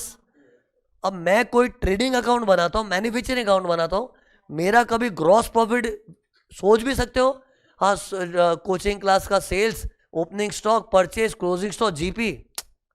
अरे जीपी तो गुड्स बेचने वालों का होता है, सर्विस वाले होते हैं जैसे सॉफ्टवेयर डेवलपर, कंसल्टेंसीज वगैरह। इन लोग के धंधे में ना जीपी स्टैंडर्डाइज नहीं होता है, ऑपरेटिंग प्रॉफिट स्टैंडर्डाइज हो सकता है, नेट प्रॉफिट। तो तभी तो लॉ ने क्या बोला, चलो एक काम करते, ये देखो स्क्रीन पर देखो, एक्स लिमिटेड, तू कोई केमिकल वेमिकल नहीं बेच रहा है क्या? तू कोई केमिकल वेमिकल जैसी चीज बेच रहा है, मतलब गुड्स जैसी चीज, तो हम लोग क्या लेते हैं, कॉस्ट प्लस मेथड। लेकिन तू कोई सर्विसेज प्रोवाइड कर रहा है, ओ मतलब तू कंसल्टेंसी दे रहा है या फिर सॉफ्टवेयर रिलेटेड आईटी सर्विसेज दे रहा है, अरे सर्विस इंडस्ट्री, तो हम लोग करेंगे यही चीज, देखो ये। लेकिन मार्केट से हम लोग जीपी नहीं ढूंढेंगे, नेट प्रॉफिट, क्योंकि जो आईटी सेक्टर वाले होते हैं इन लोग के सेक्टर में कोई ग्रॉस प्रॉफिट जैसा टर्म ही नहीं होता है। ग्रॉस प्रॉफिट तो ट्रेडिंग अकाउंट से निकलता है, मैन्युफैक्चरिंग अकाउंट से, वो तो गुड्स वालों का होता है ना। तो सेम चीज करनी है, लेकिन हम क्या करेंगे, एक्स को बोलेंगे जिस तरह का आईटी सर्विसेज तू देता है ना, तू कोई शाना नहीं है, ऐसे आईटी सर्विस देने वाले मार्केट में बहुत प्लेयर है, उनसे हम लोग नेट प्रॉफिट मार्जिन निकालेंगे, वो ऐड कर देंगे। एएलपी आगे खत्म, सब सेम है, मैं खाली बोलने के लिए बोल रहा हूं। शॉर्ट में कोई बोले ना, गुड्स बेचने वालों के लिए कॉस्ट प्लस मेथड, सर्विस देने वालों के लिए transaction net margin method. Actually ये भी एक्ट में नहीं लिखा, ये मेरा इनफॉर्मल है, मुझे बताना पड़ता, नहीं तो बच्चे को कंफ्यूजन में छोड़ दो ना, एक्ट में नहीं लिखा है कंफ्यूजन में रहो, ऐसा थोड़ी। सी कोई कोई चीज एक्ट में नहीं लिखी है, लेकिन कुछ तो एक देना पड़ता है ना आइडिया, ताकि बच्चे के माइंड में क्लैरिटी रहे। तो मैंने ये इनफॉर्मली क्या बताया, गुड्स बेचने वालों के लिए यूजुअली कॉस्ट प्लस मेथड होता है, और सर्विस इंडस्ट्री में transactional net margin method. Operate करने का तरीका सेम है, इधर भी कॉस्ट को जोड़, इधर भी कॉस्ट को जोड़, इधर अंत में जीपी मार्जिन ऐड किया, इधर net profit margin, and net profit भी टिपिकली ऑपरेटिंग नेट प्रॉफिट करके होता है। पांचों मेथड खत्म हो गए अपने, पांचों मेथड। कमॉन हिम्मत रखो, कमॉन थोड़ी हिम्मत रखनी पड़ेगी आज। ये देखो, ये देखो हम लोग चैप्टर के किस मकाम तक पहुंच चुके।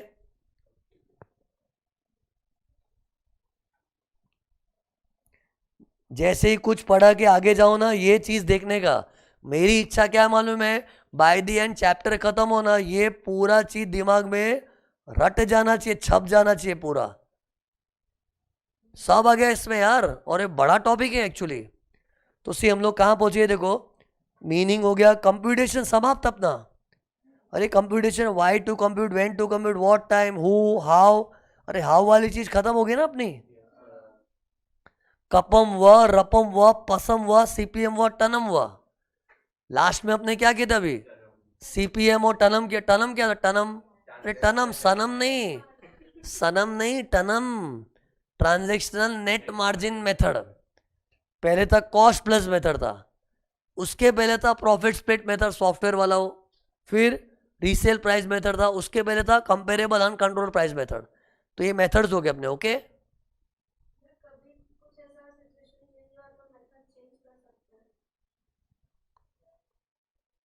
नहीं मतलब मेथड चेंज कर सकते, मतलब क्या ऐसे है?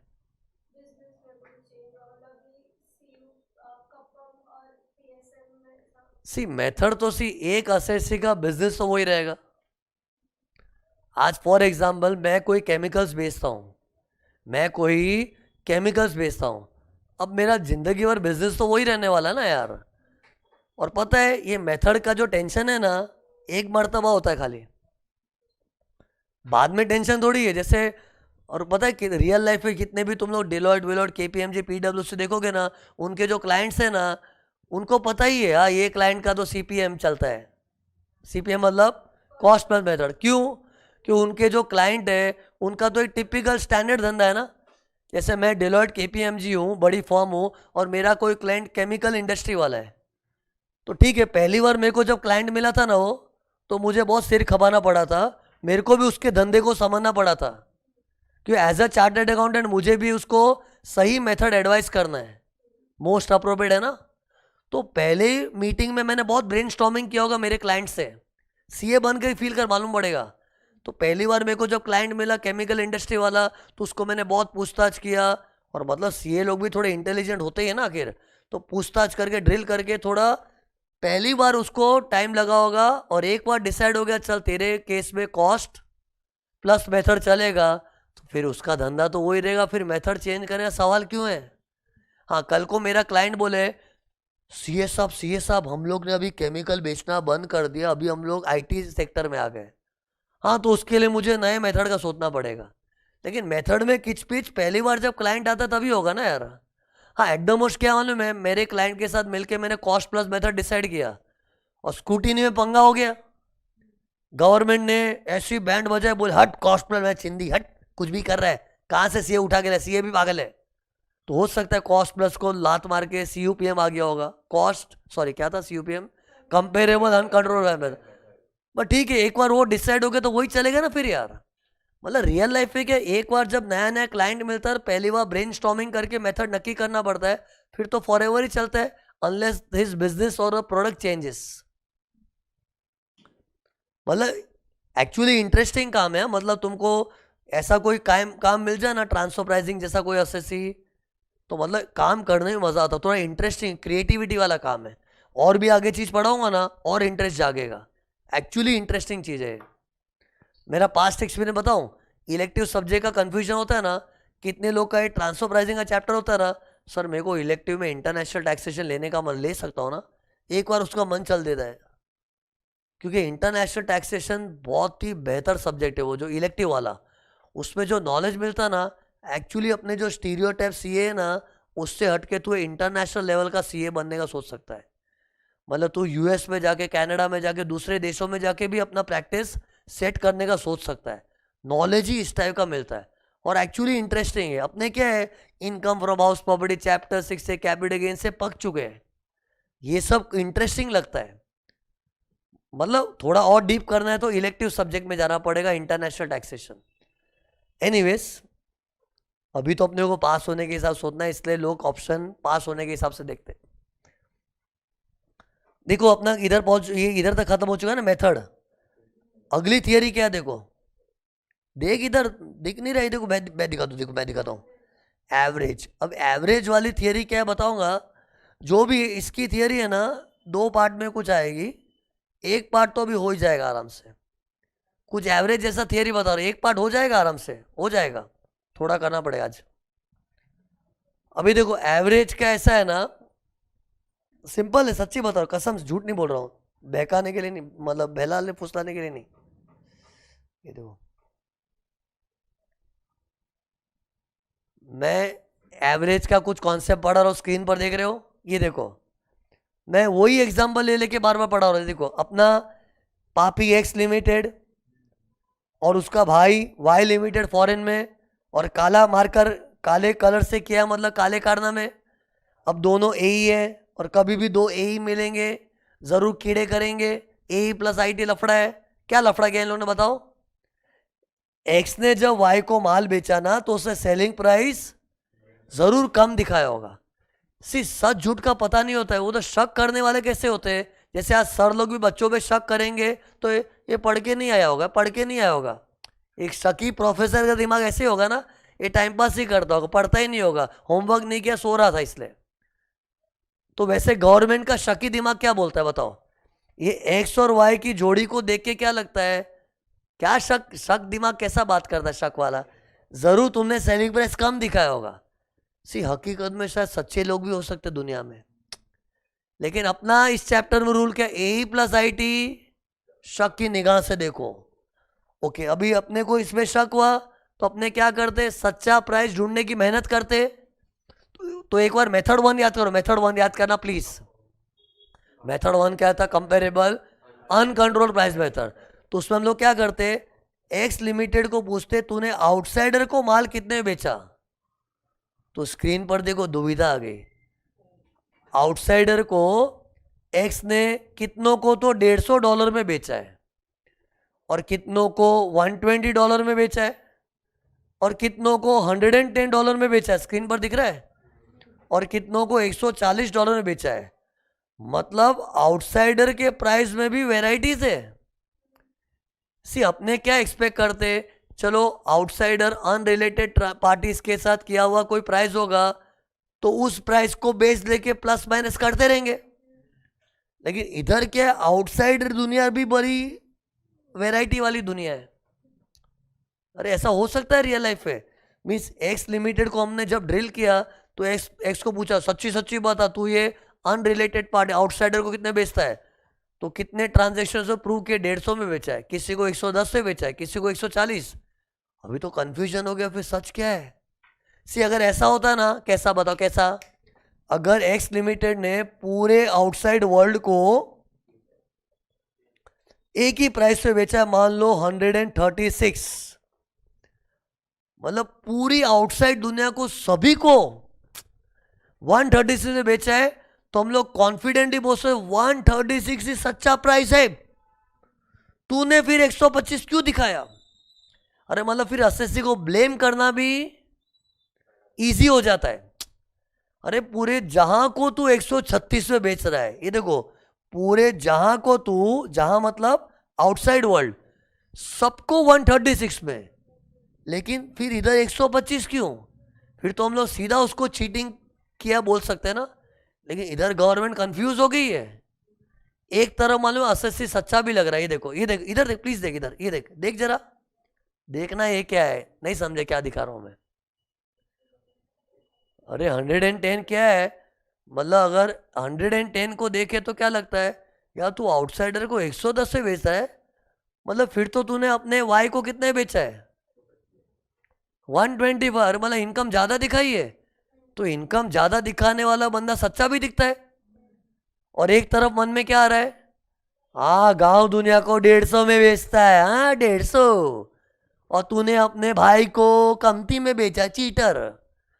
तो कभी अरे एक नजरिए से चीटर भी दिखता है, तो कभी सच्चा भी दिखता है। कन्फ्यूजन हो गया, confusion. Because of the variety in the outside price. अरे ऐसा हो सकता है मानो तो ही आगे बात बढ़े, नहीं तो आगे बात नहीं बढ़ सकता है। ऐसा हो सकता है कि एक सिंगल प्राइस भी हो, और ऐसा भी हो सकता है ऐसे चार चार, ये देखो 1 2 3 4 वैरायटी भी हो। तो इसलिए लॉ ने क्या बोले, काम करते टेंशन नहीं लेने का, एवरेज निकाल दो। क्या? Average, simple average. एवरेज कैसे निकालते? सबको ऐड करिए, डिवाइड बाय 4। लेकिन पहले एवरेज नहीं निकालने का, देख स्क्रीन पर देखो भाइयों तथा बहनों, ये देखो क्या किया मैंने। पहले गवर्नमेंट क्या बोलती है मालूम है, एक एक प्राइस को बेस ले लो। जैसे एक बार 150 को बेस लो, अरे 150 को बेस लो और इससे कंपेयर करो, एंड फिर चेक करो डिस्काउंट, वारंटी, एफओबी, सीएफ होता है ना वो, मतलब वो 150 में प्लस माइनस। अरे प्लस माइनस क्या करते यार, मैंने पढ़ाया था ना कल यार, कि डिस्काउंट वारंटी का डिफरेंस एडजस्ट करने का, तो पहले वो करना पड़ता है, एवरेज बाद में निकालने का है। तो ये देखो स्क्रीन पर देखो, मैंने ऐसा माहौल बनाया हुआ दिख रहा है। मतलब पहले मैं 150 को बेस लूंगा और कंपेयर किससे करूंगा, 125 से। फिर देखेंगे 125 वाला तो डिस्काउंटेड था, 150 वाले में डिस्काउंट नहीं था, उधर वारंटी नहीं था, इधर था। अरे ये सब अपने करेंगे। अरे मतलब जैसे एएलपी निकाल रहे ना, 4 एएलपी निकालूंगा मैं, ऐसा सोच मैं 4 सम सॉल्व कर रहा हूं। तो पहले 150 को लेके एएलपी निकालूंगा, फिर 120, फिर 110, फिर 140। ऐसे सोच मैंने 4 एएलपी निकाल दिए। लेकिन मेरे को बताओ, एएलपी कोई 4 होता है कि एक ही होना चाहिए? अरे सच्चा प्राइस तो कोई एक ही होगा ना, ऐसा तो नहीं बोल सकते ये भी सच है ये भी सच है। अरे सच एक ही होता है, तो अपने 4 एएलपी खोल के नहीं छोड़ सकते ना। तो सुनो, एक बार मैं अज्यूम कर रहा हूं कि अपने सारे एडजस्टमेंट्स करने के बाद भी है ना ये सेम ही रहा। अरे मुझे क्या, मेरे एग्जाम्पल को ज़्यादा कॉम्प्लिकेट नहीं करना है, क्योंकि वो तो तुम समझ ही गए ना। क्या क्या समझ गए? ये देखो प्लस माइनस क्या करना वो तो सिखा दिया ना मैंने। अब मैं डायरेक्टली अज्यूम कर रहा हूं कि प्लस माइनस करने के बाद आंसर क्या आया, सेम। अब क्या करूंगा, सबको ऐड कर, एक बार जल्दी ऐड करो ना। ऐड ही नहीं करे तुम लोग। 150 प्लस 120 270 हो गया, प्लस 110 380 हो गया, फिर 140 520 हो गया। अरे चारों का टोटल 520 आ गया ना। फिर डिवाइड बाय 4 करना पड़ेगा, तो एवरेज आ जाएगा। निकालो देखो, जल्दी निकालो, मजा आएगा। देखो अभी देखो मस्त, अभी मस्त मजा आएगा। देखो ये मजा आएगा। देखो ये सबको ऐड कर दिया, वो आ गया 520, फिर डिवाइड बाय 4। ये सिंपल एवरेज निकालो, कितना आया, $130।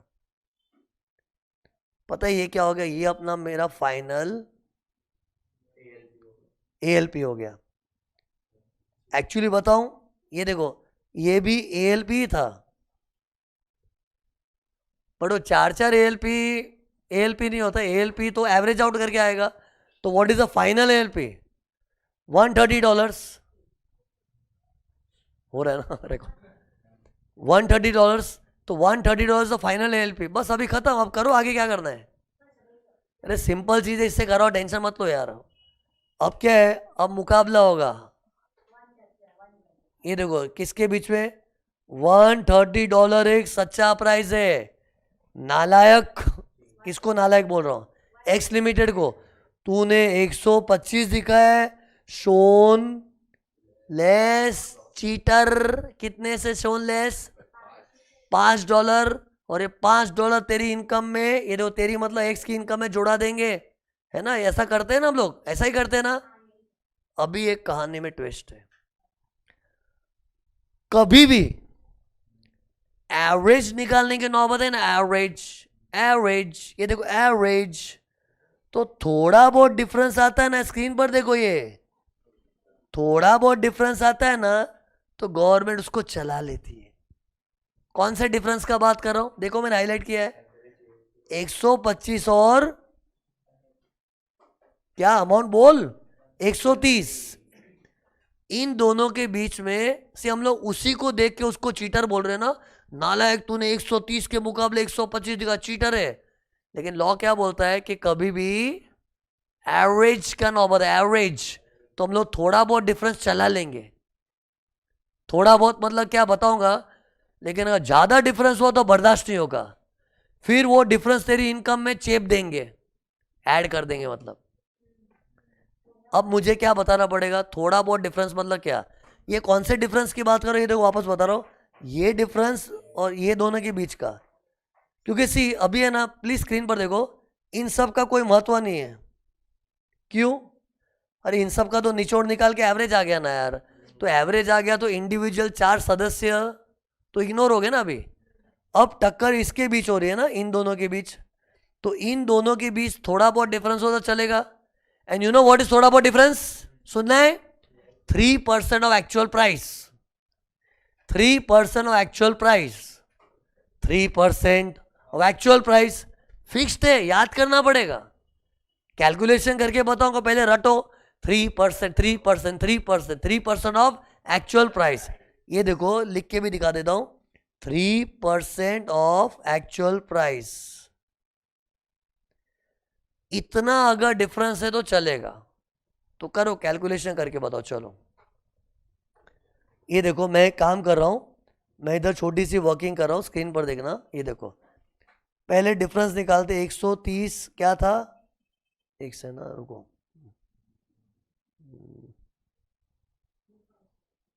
ये देखो दिख रहा है, 130 क्या था, एएलपी था, है ना। और एक्चुअल कितना है, मैं क्या सिखा रहा हूं ना, 3% वाला नॉलेज कैसे यूज करना है। एक्चुअल कितना है, 125। फिर देखो डिफरेंस कितना आ रहा है, ये देखो डिफरेंस $5 का डिफरेंस है। हमें ये दिखना है कि डिफरेंस छोटा सा थोड़ा बहुत है तो चला लेंगे। चला लेंगे मतलब क्या, चला लेंगे मतलब क्या बताओ, क्या चलो। फिर उसका जो 125 दो से शो किया ना, सही है दोस्तों, ओके, कुछ इनकम में एड नहीं करेंगे, ओके। बट वो थोड़ा बहुत हुआ था ना, तो सी मैंने क्राइटेरिया क्या बताया था, 3% ऑफ एक्चुअल प्राइस ना। तो एक सेकेंड ना, किधर गया मेरा रेड मार्कर, ये रहा देखो, 3% ऑफ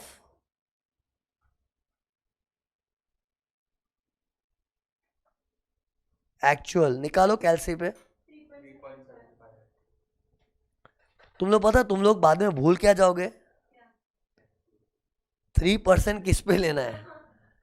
बाद में ना 3% तो सबको याद रहेगा, वो तो मेमोरेबल हो जाएगा। ऑफ क्या था, ब्लैकआउट हो जाता एग्जाम में, ट्रस्ट मी। हाँ, इसलिए मैं क्या पढ़ाते टाइम में बहुत स्ट्रेस करता हूँ, ताकि वो सिचुएशन ना आवे। 3% ऑफ एक्चुअल, तो सी एक्चुअल कितना था, ये देखो 125 था। इसका 3% निकालो, इस पे 3% कितना होता है, 3.75 ना। तो ये देखो 3.75 आ गया। अब मुकाबला करो, ये देखो 5 और ये, अरे बताओ 5 को देखो 3.75 को, तो ₹5 सॉरी $5 का डिफरेंस है। इज इट छोटा डिफरेंस के बड़ा? ये देखो साइन देखो, ग्रेटर देन साइन आ रहा है, बड़ा डिफरेंस है। तो बड़ा डिफरेंस हम लोग से बर्दाश्त नहीं होगा। एंड फिर कोई बोले नहीं थोड़ा बहुत, थोड़ा बहुत नहीं, एक बार डिफरेंस बढ़ा है तो पूरा डिफरेंस तेरी इनकम में ऐड होगा। तुम लोग समझने में किस पे पूरा। पब्लिक को क्या लगता है, गवर्नमेंट थोड़ा बहुत तो चला लो ना, नहीं। सी हम गवर्नमेंट का ऐसा है ना, अगर हम चला लिए तो चला लिए, नहीं चलाएंगे तो जरा भी नहीं चलाएंगे। और तेरे केस में नहीं चलाने का चाह, हमने कहा है कि 3% ऑफ एक्चुअल यानी कि 3.75 चलाएंगे। और भाई तेरा जो डिफरेंस एएलपी के मुकाबले $5 से तूने इनकम कम दिखाई है, मतलब तेरा डिफरेंस कुछ ज्यादा आ रहा है। तो क्या करेंगे, ये $5 ये देखो उसकी इनकम में चेप देंगे, ऐड कर देंगे। लेकिन अगर ऐसा होता तो पूरा 5, ऐसा नहीं कि 3.75 कट करके balance, no, full difference will be added to the income of the assessee. Actually add किधर होता है मालूम है, फाइनल नेट प्रॉफिट में, इनकम फ्रॉम बिजनेस के हेड में होता है। ये क्यों पता है, क्योंकि मैंने पता अभी दिखाते मैं इधर दिखा दे ऐड। अरे तो सेल प्राइस है, सेल प्राइस तो ट्रेडिंग अकाउंट में होता है, पूरा फाइनल नेट प्रॉफिट आता है। इनकम फ्रॉम बिजनेस की कंप्यूटेशन होती है ना, उस कंप्यूटेशन में जोड़ते हैं। क्या वो 5, लेकिन पूरा 5 ऐड करेंगे। ओके आंसर में एक चेंज करो ये देखो, अगर ये होता है, ये देखो स्क्रीन पर देखो कुछ चेंज हो रहा है। अगर ये 130 नहीं होता, देखो ना प्लीज, 130 की बजाय अगर ये 127 आता, एएलपी चेंज किया, मेरे को बताओ मेरी वर्किंग में कहाँ कहाँ चेंज करूं? यही तो लल्लू बन के ना, ये 127 क्या है? एएलपी है। मैं जो दिखाऊं वो देख, ये देख, जल्दी देख, ये देख, ये मैंने 127 कर दिया। चेंजेस कराओ मेरे को। अरे मैं हाथ छोड़ूंगा तो मेरा मार्किंग हट जाएगा, फिर डिफरेंस कितना हो जाएगा? 2। ये अभी भी सेम है, क्यों 3% एक्चुअल पे निकालना है। मैं भी शाना हूं, ऐसा एग्जाम्पल बनाया कि ज्यादा तकलीफ ना हो, नहीं तो 3% वापस चेंज हो जाता है यार। मैंने एक्चुअल को नहीं बदला, एएलपी को। तो देखो अभी भी मेरे चेंज्ड एग्जाम्पल में एक्चुअल तो 125 ही है, 3% तो 3.75 ही है। अब 3.75 के मुकाबले ये 2 रुपए को देखो,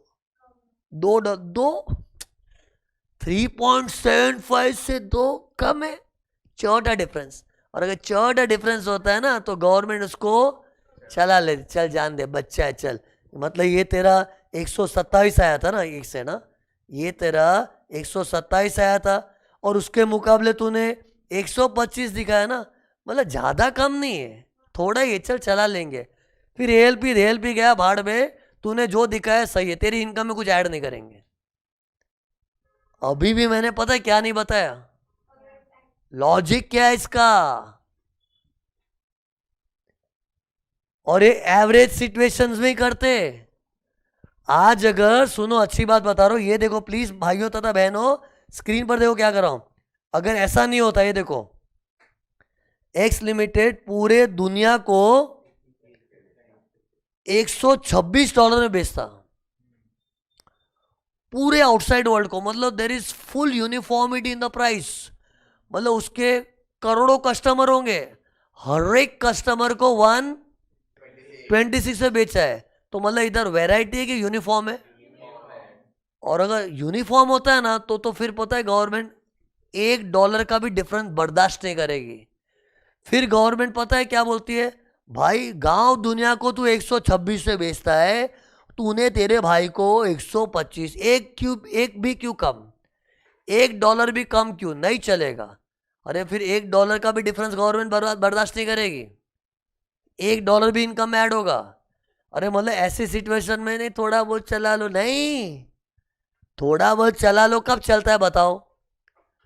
एवरेज सिनेरियो में कानून में लिखा है, if more than 1 prices are determined then average out, but if there is a single price, single मतलब ये देखो पूरे आउटसाइड वर्ल्ड को 126 से बेचा है, if there is a single price तो थोड़ा डिफरेंस भी हम नहीं चलाएंगे। क्यों? लॉजिक बताओ ना यार। ये मैंने नहीं क्लेरिफाई किया होता ना तो पता तुम लोग क्या लफड़े करके आते हैं। हाँ सर ने बोला तो थोड़ा बहुत डिफरेंस तो चलता है ना, हमेशा ये रूल फॉलो कर देते तुम लोग। मतलब ऐसी सिचुएशन भी आती है, नहीं शाने मत दो, तुम लोग करते मेरे को मालूम है। ये 126, चलो तुम लोग होशियार हो, कोई लोग करते ऐसा। 126 एक यूनिफॉर्म प्राइस होता ना, उसमें भी बच्चा कर, हाँ सर ने बोला तो थोड़ा बहुत डिफरेंस तो चलता है ये। अरे सर ने बोला था, लेकिन सर ने बहुत कुछ बोला था, पूरी बात सुना कर ना सर की। सर ने क्या बोला था, कभी भी एवरेज का सिनेरियो होता है, एवरेज तो ही थोड़ा बहुत डिफरेंस चलता है। क्यों बताओ?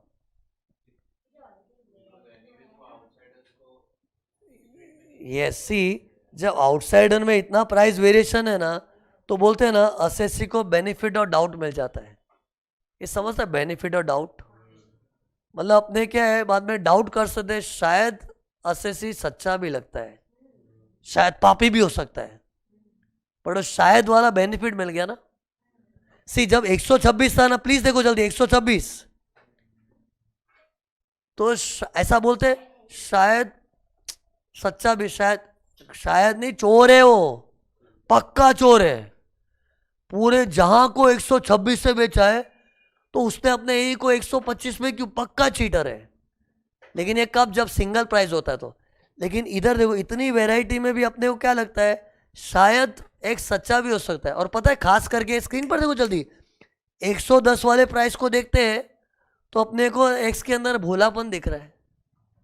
समझता है कि नहीं क्या भोलापन दिख रहा है? आउटसाइडर को 110 तो उसने अपने ए को 125 मेरे इनकम ज़्यादा भी तो दिखा है ना, तो वो देख के उसके अंदर अच्छापन भी दिख रहा है। और 150 जैसे को देख के अरे 150 के मुकाबले कमती में दिखा तो गलत भी लग रहा है। तो जब एसएससी को क्या हम लोग कॉन्फिडेंटली पापी नहीं बोल सकते ना, तो उसको बेनिफिट और डाउट मिलता है। इसलिए लॉ ने बोला चलो ये तो कंफ्यूज सिनेरियो हो गया, कंफ्यूज्ड कि शायद एसएससी पापी भी हो सकता सच्चा भी। तो ऐसे में लॉ ने क्या बोला एक काम करते एवरेज निकालते और एवरेज निकालने के बाद देखेंगे कि थोड़ा बहुत डिफरेंस है तो चला लेंगे। पहले ही हम लोग एवरेज निकालना मतलब क्या ना एस्टिमेशन हो गया एक, 4 में से एवरेज आउट कर दिया तो एवरेज आउट मतलब अंदाजन हो गया, अंदाजन। तो अंदाजा गलत भी तो हो सकता है। एवरेज हम कब बोलते हैं अंदाज से इतना, तो अंदाजा गलत भी तो हो सकता है। इसलिए हमने क्या बोला चलो उस अंदाजा जो है ना, अंदाजा स्क्रीन पर जो अंदाजा, उस अंदाजे के मुकाबले तेरा जो है वो थोड़ा बहुत डिफरेंस है तो चला लेंगे, बड़ा है तो नहीं चलाएंगे। अरे ये लॉजिक था। इसको पता है इंग्लिश से क्या बोलते हैं? सुन, इंग्लिश से बात करना आना चाहिए। टॉलरेंस बैंड क्या बोलते हैं? टॉलरेंस बैंड, कि थोड़ा डिफरेंस हम टॉलरेट कर लेंगे। ये देखो बैंड, बैंड होता है रबर बैंड, तो गवर्नमेंट ने एक बैंड बनाया है। ये देखो, ये देखो, देखो जल्दी, एक्चुअल प्राइस कितना था? 125, 125 था ना। एक्चुअल प्राइस का 3%, देखो 3%, बस इतना बैंड हम टॉलरेट कर सकते हैं। तो बताओ फिगर क्या था? बताओ 3% निकालो कितना था। तो ये एक्चुअल क्या है 125 और 3% उसका निकाल कितना आ गया 3.75। ऐड भी कर दे 125 में 3.75 मतलब 128 पॉइंट, हाँ तो 128.7 बैंड बना रहा हूँ 125 और 128.75 इस बैंड में है तो चला लेंगे। लेकिन एएलपी अगर 140 आ रहा है तो मतलब वो हमारे बर्दाश्त के बाहर है, मतलब वो टॉलरेट नहीं कर पाएंगे। इससे गवर्नमेंट कितना टॉलरेट कर सकती है? एक्चुअल हाथ देखो मेरा, एक्चुअल प्राइस का 3% उतना डिफरेंस टॉलरेट कर लेंगे, उससे ज़्यादा हुआ तो नहीं। और मिस्टेक मत करना, अगर डिफरेंस ज़्यादा हुआ ना तो पूरा डिफरेंस इनकम में ऐड करना पड़ता है। एक बात बताऊं, सुनो, ये तो हमने क्या सीखा बताओ कि कभी भी वेराइटीज निकलती है तो अपने को एवरेज आउट करना पड़ता है। तुमको पता है नींद के नशे में और खास करके जब ज़्यादा पढ़ लेते हैं ना तो अपने बेमन से पता है एक गलत कंक्लूजन बना लेते हैं। इतना सारा मेथड खोल के रखा है तो वैरायटी आएगा ही ना, कपम रपम पसम सीपीएम, इतने मेथड है तो वैरायटी आएगी ना। मतलब पता है बच्चे को क्या लगता है नींद के नशे में, मतलब कोई भी बच्चे को कि ये 4 वैरायटी क्यों है, 4 मेथड ट्राई मारा होगा। नहीं, अपने 4-5 मेथड कर ही नहीं सकते। कानून में क्या लिखा है? ALP should be computed as per the most appropriate method, और मोस्ट अप्रोप्रिएट मेथड को एक ही होता है, मेथड एक ही लेना है, उसमें वैरायटी निकली। मतलब मैंने कपम ही चुना था मेरे एग्जांपल में, स्क्रीन पर देख, मैंने मेथड एक ही पकड़ा था लेकिन उसमें वैरायटी आ गया। तो मतलब ये चीज नोटिस करना, नहीं तो क्या मिसअंडरस्टैंडिंग आने में टाइम नहीं लगता ना, एक मिसअंडरस्टैंडिंग के आगे सब बिगाड़ देता है।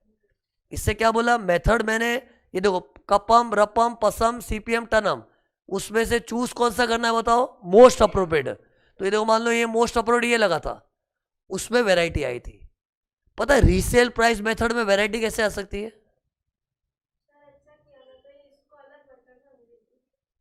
पता है ना मेरे को, मैं तो एक्सपीरियंस का ही फायदा होता है ना।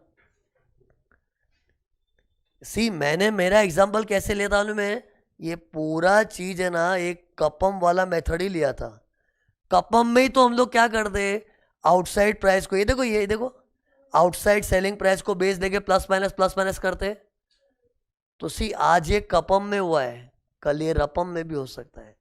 रपम में करके बताओ, ये देखो रपम की ड्राइंग भी पड़ी अपने यहाँ से, ये देखो रीसेल प्राइस मेथड में अपने किए थे ना ये देखो, ये इसका 20% जीपी मार्जिन निकाला था। इसको लेके वैरायटी बन सकती है कि वो सैमसंग के मोबाइल डीलर अपने को नहीं मिले थे। ये देखो ये, अरे मैंने क्या बोला, ये सैमसंग का मोबाइल का डीलर है ना, तो अपने आउटसाइडर भी सैमसंग के मोबाइल वाले ढूंढेंगे, ना मिले तो ओप्पो, वीवो, रेडमी, एमआई जो भी है, तो अपने अलग ब्रांड देखते हैं ना। लेकिन उससे वैरायटी आ गई। ये ओप्पो के फ़ोन की डीलरशिप में क्या है, 20% चलता है, वीवो में 22%, रेडमी में 18%। हो गया ना कन्फ्यूजन? और सब सही है, आखिर है तो सब आउटसाइडर लोग ही ना। अब सब मोबाइल की डीलर है और सबका रीसेल में मार्जिन कितना है वो वैरायटी आ रहा है ना। अरे तो क्या करेंगे, इधर देख जल्दी, ये देख, फिर है ना ऐसी वाली जो वर्किंग हमने की थी ना, अरे इधर तो 20% के हिसाब से किया था ना, ऐसा है 20% से भी करो, 20% से, 18% से, इधर भी मल्टीपल्स आ सकता है, हो सकता है ना। फिर प्रॉफिट स्प्लिट मेथड देखना, सॉरी कॉस्ट प्लस मेथड देखना। ये इसमें क्या कहता है, डायरेक्ट कॉस्ट, इनडायरेक्ट कॉस्ट। ये मैंने बताया ये केमिकल बेचता है, केमिकल मार्केट में सब लोग 10% लोडिंग करते हैं, लेकिन कभी कभी कंफ्यूजन होता है, नहीं यार ऐसे तो 10%, लेकिन कोई कोई लोग 8% भी करते हैं, कोई कोई लोग 6% भी करते हैं। अरे स्टैंडर्ड जीपी मार्जिन में वेरिएशंस आ गया। कहने का मतलब क्या है, ये जो वैरायटीज खुल के निकलती है ना, हर मेथड में हो सकता है। इसलिए सी कंक्लूजन देखना, ये देखो लुक, सबसे पहले क्लैरिटी रखो, मेथड एक ही यूज करना होता है, और वो कौन सा, उसके लिए कानून ने बोला मोस्ट अप्रोप्रिएट। फिर जो मेथड चुना ना, उसमें वेराइटीज क्रिएट हो सकता है कि ऐसा भी हो सकता है, ऐसा भी, मतलब वेराइटी, मतलब 3-4 चीज अपने को सच लग रही है, फिर एवरेज आउट करना पड़ता है। और उसमें भी लेस देन 6 वेराइटी हुआ ना, क्या बोला, लेस देन, तो ही ये मेथड सीखना है, करना है जो अभी सिखाया था। 6 और मोर वेराइटी आता है ना, वो अगले लेक्चर में जाएगा, अभी भी चल रहा है। मतलब मेरे एग्जाम्पल पे प्लीज देख ले, कितनी वैरायटी थी, 1 2 3 4, 4 ही वैरायटी था ना, मतलब 6 से कम था ना, तो ऐसा करो। लेकिन अगर मैंने जोश में ऐसा एग्जाम्पल बना दिया होता ना, इधर 4 के बदले 7 वैरायटी है, तो मैंने अभी जो नॉलेज दिया ना वो यूज ही मत करना। उसका थियरी अलग है, रेंज कॉन्सेप्ट, क्या बोलते हैं उसको, रेंज कॉन्सेप्ट, ये बाद में आने वाला है। तो इन शॉर्ट सुनो, एक मस्त चीज बता रहा हूं, ये देखो, इतना ये देख लो फिर चले जाओ। ये देखो लुक, एक सेकंड,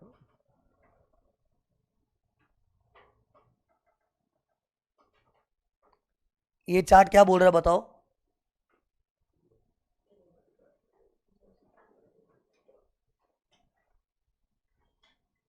देख देख के समझना, इससे कुछ सिखाने ऐसा नहीं है। ये देखो क्या लिखा है, एएलपी निकालने वालों पहले तो मोस्ट अप्रोप्रिएट मेथड यूज करो। ऐसा मत करो सब मेथड ट्राई मार लो, फिर सर गवर्नमेंट ने एवरेज का सिस्टम निकाला है। अरे मैं बताऊं, सच्ची बता रहा, गलत फहमी हुई, मैं एग्जैजरेट नहीं कर रहा हूं। अभी इधर एग्जाम्पल भी था और पास्ट में भी काफी बैचेस में हुआ है। तो ये मत सोचो सब मेथड ट्राई मार फिर एवरेज, ऐसा नहीं है रे। सब मेथड ट्राई करे तो आंसर अलग ही आने वाला है, लेकिन सब नहीं कर सकते ना। ये देख क्या लिखा है, एक ही मेथड चुनना है, मोस्ट अप्रोप्रिएट को एक ही मेथड होता है। अब उस एक मेथड में आगे देख क्या लिखा है, अगर एक ही प्राइस डेवलप हो रहा है तो एएलपी इज सिंगल प्राइस, लेकिन अगर मल्टीपल प्राइसेस आ गया, मतलब मेथड एक ही था, उसमें वैरायटी निकल गई, तो आगे देख क्या लिखा है चार्ट में, लेस देन 6 वैरायटी है, ये 6 का रूल फिक्स्ड है, 6 फिक्स, 6 फिक्स। तो एरिथमेटिक मीन निकालना पड़ता है, जो मैंने किया था, चारों को ऐड करके डिवाइड बाय 4 किया था ना, और उसमें टॉलरेंस बैंड का कॉन्सेप्ट जो मैंने सिखाया था 3% वाला। लेकिन अगर मल्टीपल प्राइसेस में 6 और मोर वैरायटी आ गया, मतलब यही मेरे एग्जाम्पल में प्लीज देखो, 4 के जगह 7-8 वैरायटी आती ना, तो देख क्या लिखा है, देख मीन के बदले मीडियन आ जाएगा, रेंज कॉन्सेप्ट। ये चीज मैंने सिखाई नहीं है, बाद में सिखाऊंगा, ओके। तो आज के लिए इतना काफी है, लेक्चर खत्म। Revise and come, revise and come. Please revise and come. Please come on time. Please come. Please do the homework also.